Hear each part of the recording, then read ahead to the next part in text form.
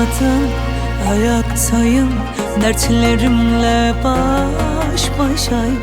Zalimlere, kötülere yenilmedim, buradayım. Yıkılmadım, ayaktayım, dertlerimle baş başayım.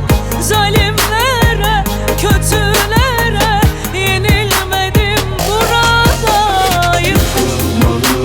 Acılardan, yoksulluktan, yalnızlıktan yıkılmadım, yıkılmadım.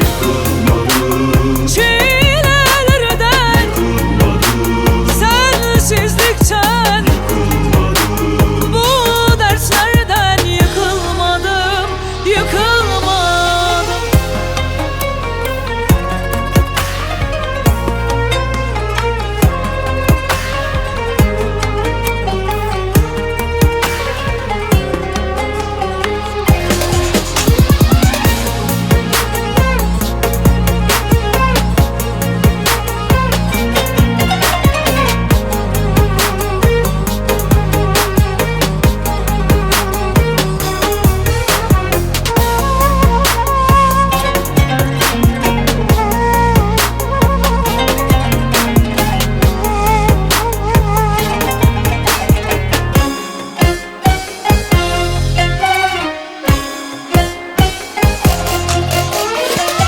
Sonu gelmez yarınlarda, acılarla doluyum ben.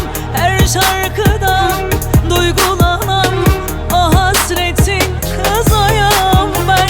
Sonu gelmez yarınlarda, acılarla doluyum ben. Her şarkıda duygulanan o hasretin kızıyım ben.